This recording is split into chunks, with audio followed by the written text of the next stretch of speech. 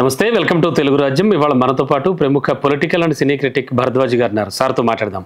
Sir నమస్తే. నమస్తే sir, నటసింహం Nandamuri బాలకృష్ణకి Padma Bhushan award వచ్చిన సందర్భం, ఆయన స్వీకరించిన సందర్భం, తదుపరి అటు సినీ రాజకీయ రంగాల్లో ఉన్న వాళ్ళంతా కూడా ఆయనకు విష్ చేస్తూ ట్వీట్లు పెట్టడం కానీ, ఫోన్లు చేయడం కానీ, అండ్ వాళ్ళు స్టోరీస్ పెట్టడం కానీ చేశారు. బట్ నేను అడగబోయేది ఎవరి గురించో మీకు వాటికి అర్థమై ఉంటుంది. ఎందుకని జూనియర్ ఎన్టీఆర్ నుంచి ఎటువంటి అసలు పలకరింపు రాలేదు అంటే ఎలా అర్థం చేసుకో? అంటే నిన్న ఆయన పురస్కారం తీసుకున్నారు, కానీ నిజానికి ప్రకటన వచ్చి చాలా కాలం అయింది. ఆ రోజునే అభినందనల పర్వం ఇవన్నీ జరిగినాయి, కానీ అప్పుడు కూడా స్పందించలేదు, ఎన్టీఆర్ స్పందించలేదు. అలాగే కళ్యాణ్ రామ్ కూడా కొంచెం ఎడంగానే ఉన్నారు. అంటే వీళ్ళిద్దరిని నందమూరి బ్రదర్స్ అంటారు, కళ్యాణ్ రామ్ని ఎన్టీఆర్ని. అయితే వీళ్ళిద్దరూ చాలా కాలంగా చాలా విషయాల్లో స్పందన లేకుండానే ఉంటున్నారు. ఏదైనా ఒక విషాదం జరిగినప్పుడు వెళ్ళి వీళ్ళ ప్రజెన్స్ ఉంటుంది అక్కడ. అంటే రామారావు గారి చివరి కుమార్తె చనిపోయిన సందర్భంగాను, అలాగే ఇతను మోహన్ కృష్ణ గారి అబ్బాయి చనిపోయిన సందర్భంలోనూ వీళ్ళు వెళ్ళి అక్కడ నిలబడ్డారు. అంతవరకే తప్ప ఎన్టీ రామారావు గారి శతజయంతి ఉత్సవాల్లో భాగంగా జరిగినటువంటి శకపురుషుడు పుస్తకావిష్కరణ సభకి వీళ్ళు హాజరు కాలేదు. అంటే ఒక చిన్న పెయిన్ ఉంది వీళ్ళకి. పెయిన్ అంటే ఆ రోజున కూడా నిజానికి దానికి సంబంధించి ఒక 1 year ముందు నుంచే ఎవరెవరు ఎక్కడెక్కడ ఏ మీటింగ్స్లో ఎలా పాల్గొనాలి అనేది ఒక ఇది తయారు చేశారు, ప్రోగ్రామ్ షీట్. అప్పుడు అందరినీ ఇన్వాల్వ్ చేశారు, కుటుంబంలో అందరితోనూ మాట్లాడారు, అందరితోనూ చెప్పి జరిగిందే అది. కానీ వీళ్ళని పిలిచి మాట్లాడలేదు. ఓకే. ఈ శకపురుషుడు కార్యక్రమానికి ఓ 10 days ముందు దశరథ్ జనార్దన్ గారు వెళ్ళి ఇన్విటేషన్ ఇచ్చి వచ్చారు.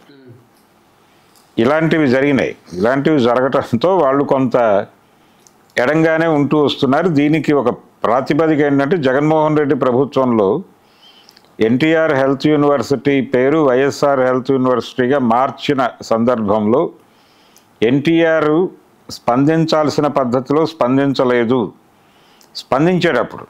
స్పందించాడు, కాకపోతే ఆయన ఒకే ఏకవాక్యం ప్రకటించాడు ట్విట్టర్లో. ఆ ఏకవాక్యం ఏంటంటే, ఈ యూనివర్సిటీకి రామారావు గారి పేరు తీసేయటం వలన ఆయన ఘనతకి వచ్చిన ఇబ్బంది ఏమీ లేదు అని చెబుతూ, వైఎస్ రాజశేఖర రెడ్డి గారి పేరు పెట్టడం ద్వారా ఆయన ఘనతకి కొత్తగా వనగూడింది కూడా ఏమీ లేదు. కాబట్టి ప్రభుత్వం సముచిత నిర్ణయం తీసుకుంటుందని ఆశిస్తున్నాను అన్నాడు. అంతే, మధ్య మార్గం. బాగా ఇంత సున్నితంగా మాట్లాడాల్సిన అవసరం ఉందా? నువ్వు రెచ్చిపోయి మాట్లాడాలి కదా, నువ్వు అగ్రెసివ్గా వెళ్ళాలి కదా, ఏమిటి ఎందుకు మారుస్తావు? నేను చూసుకుంటాను నిన్ను అని మాట్లాడాలి కదా. తాతగారు మాట్లాడితే తాతగారు మాట వస్తుంది. అందుకని ఆ టైంలో తెలుగుదేశం పార్టీ క్యాడర్ బహిరంగంగా మైకుల ముందుకు వచ్చి జూనియర్ ఎన్టీఆర్కి వ్యతిరేకంగా మాట్లాడారు. పార్టీ ఆదేశాలు లేకుండా క్యాడర్ మైకుల ముందుకు వచ్చి మాట్లాడే అవకాశం లేదు అనేది ఎన్టీఆర్కి తెలియంది కాదు. అందుకని అప్పటి నుంచి కొంత గ్యాప్ మెయింటైన్ చేస్తున్నారు. ఓకే, గ్యాప్ అక్కడి నుంచి వచ్చిందంటారా? అక్కడి నుంచి మొదలైంది. అంటే క్యాడర్ నుంచి వ్యతిరేకత రావడం వాళ్ళు ఓపెన్గానే మాట్లాడేశారు. ఓకే అండి. ఛానల్స్లో డిస్కషన్కి వెళ్ళినటువంటి పార్టీ క్యాడరు మాట్లాడింది. అది కాకుండా ఎవరైనా ఆ టైంలో జరిగినటువంటి ఆందోళనల సందర్భంగా ఎవరు మైక్ పెట్టినా కానీ జూనియర్ ఎన్టీఆర్ని టార్గెట్ చేశారు. ఈ టార్గెట్ చేయటం కళ్యాణ్ రామ్ సీరియస్గానే ఖండించాడు, కానీ ఎన్టీఆర్ మొక్కుబడిగా ముక్తసరిగా ఖండించాడు అనేది ఒక పెయిన్ ఉండిపోయింది. అయితే ఆయన నేను పద్ధతిగానే చెప్పాను అనేది ఆయన ఫీలింగ్.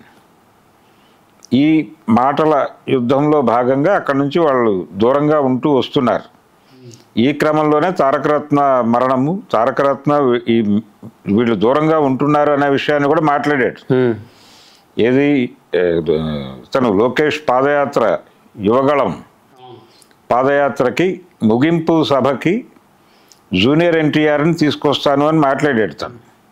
నేను మాట్లాడి కన్విన్స్ చేస్తాను, ఈ గ్యాప్స్ పోయేలాగా చేస్తాను. తారకరత్న చివరి ప్రెస్ మీట్ అదే. ఆయన పడిపోవటానికి ముందు ఆయన మీడియాతో మాట్లాడిన మాటలు ఇవే.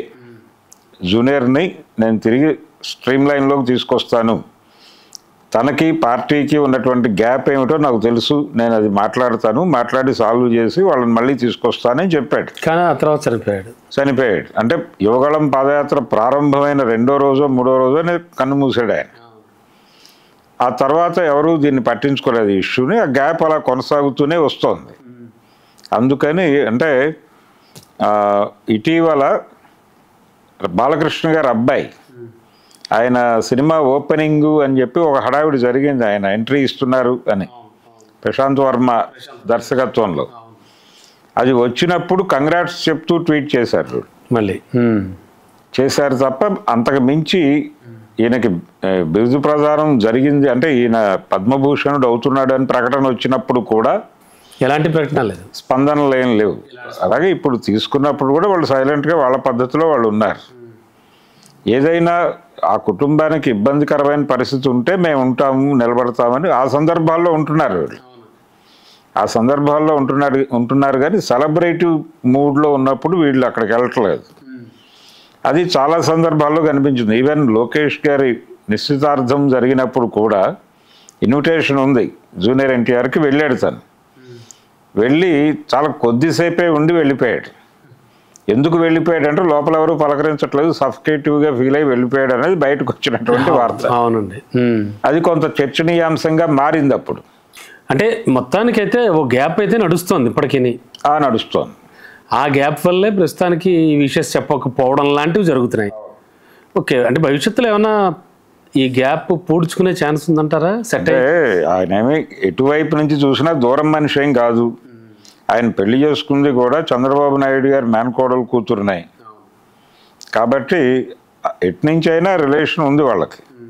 చంద్రబాబుతోనూ రిలేషన్ ఉంది, అలాగే నందమూరి కుటుంబంతోనూ రిలేషన్ ఉంది. కాబట్టి అవసరమైన టైంలో అంటే బయటకి వినిపిస్తున్న మాట ఏంటంటే ఇతన్ని ఇంటర్నల్గా లోపలికి తీసుకెడితే ఇది ఒక పవర్ సెంటర్గా మారేటువంటి ప్రమాదం ఉంది, అతనికి ఉన్నటువంటి ఇమేజ్ రీచ్. ఓకే, అవును. అంటే లోకేష్కి ప్యారలల్గా ఇంకొక పవర్ సెంటర్ని ఎమర్జ్ చేయటం వలన లోకేష్ పొలిటికల్ కెరియర్కి ఇబ్బంది అనే ఉద్దేశంతో ఈ గ్యాప్ మెయింటైన్ కావటం మంచిదే అని చంద్రబాబు గారు అనుకోవడం వలన కొనసాగుతోంది ఇది. చూడాలండి అయితే ఫ్యూచర్లో ఏం జరుగుతుంది. అవును, right sir, thank you. Hello, Telugu రాజ్యం ఛానల్ చూస్తున్నారా? సామాజిక రాజకీయ జీవన చిత్రణే తెలుగు రాజ్యం. అతిశయోక్తులు అసత్యాలు ఉండవు. రాజకీయ కోణం కాదు, ప్రజా కోణమే కొలబద్ద. తెలుగు రాజ్యం వీక్షణ మీ ఉత్తమ అభిరుచికి నిదర్శనం.